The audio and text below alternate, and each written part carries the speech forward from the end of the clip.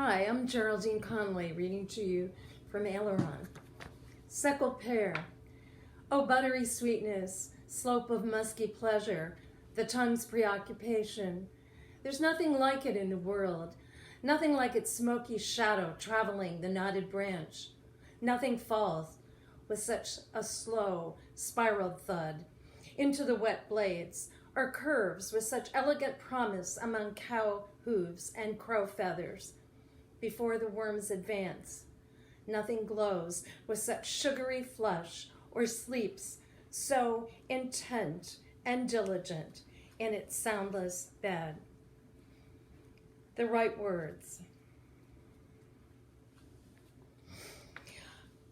I need to find them, certain words, particular syllables, but everywhere I look, in yellowed newspapers and the blue-black dictionary, under the glossy magazine photos and tattered envelopes, they evade me. I peek under my old stove and inside my new gloves. I want to twirl them, swallow them, send them on errands. I want to get as close as I can to the right words. I want to gulp their wisdom and eat their sadness.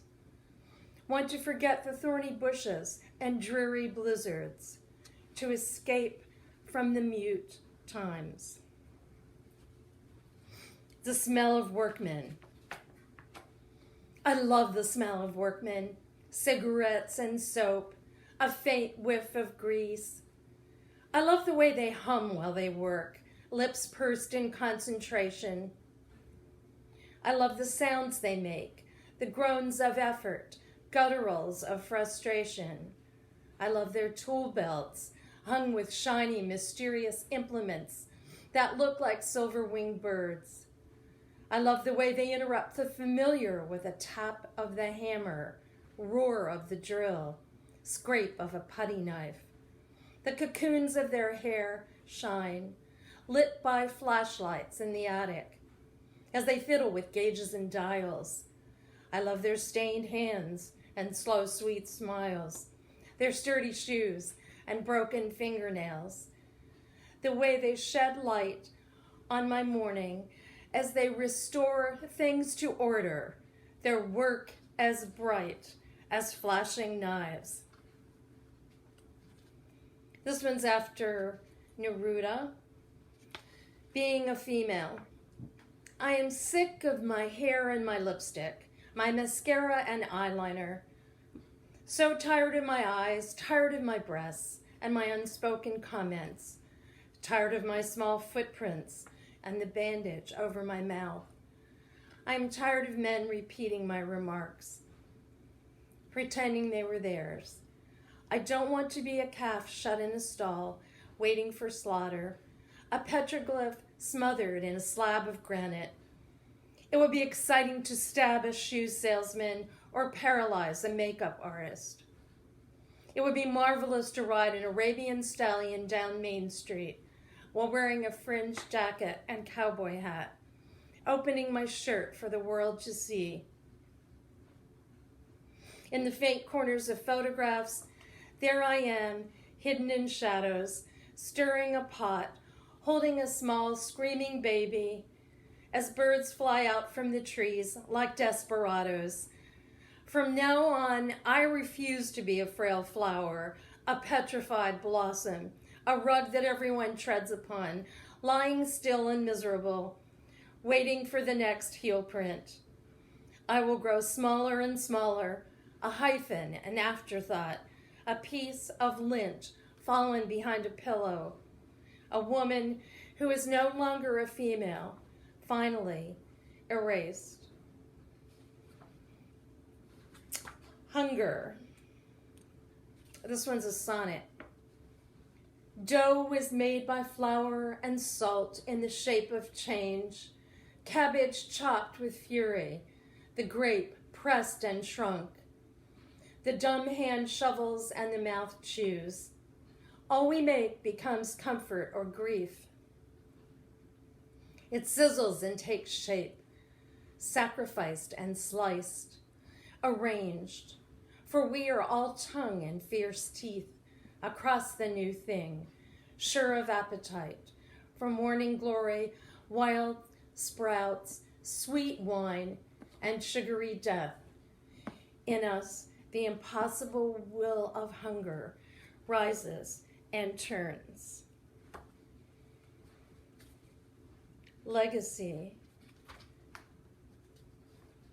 They covered my mother's farm with drilling rigs, knocking down the house like a stack of blocks. So we must live now without the hayfield and the creek, without the silo, the corn crib, the orchard, the creek bed. We will breathe the summery air only in dreams, where we make soup with water and bits of stone, slash the onions into slivers of regret. A plume of smoke rises grimly from the barn. Since someone has forgotten to latch the gate, a thief has entered the garden, grabbing the carrots, ripping onions from their beds, while we watch from our distant dwelling, dreaming the past still exists, floating on its raft of broken bread. Ode to my lost quickness.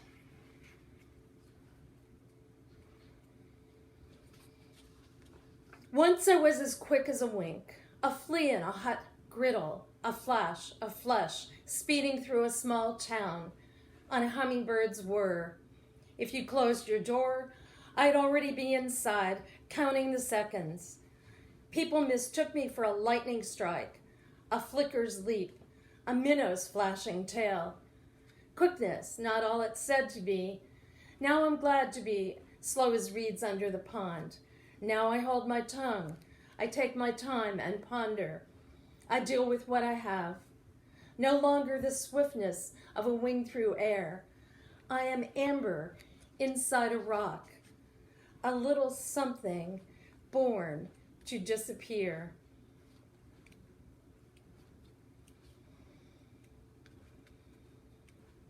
The hardware of the brain. You might suddenly be in the middle of recalling it. The word you can't remember, a word to finish the end of a sentence in an ordinary conversation, and you don't know where it could have disappeared so quickly around a corner when you turned your head. Into some dark tunnel past the bright buttons waiting to be pushed, the cold steel drawers lined up and labeled so carefully, lost among the glittering ancestors of thought, pulsing their messages over and over like water through pipes, down the long roads, pushing through, trying to find its way past the tractor trailers and the taxis, past the revolving cement trucks and the tilt-top cabs. A bird is flying through the snowstorm. The snow is thick and soft, and the bird searches for its own tree in the forest. The leaves are gone. It is so cold here. Behind each door, there is a smaller door and then an even smaller one.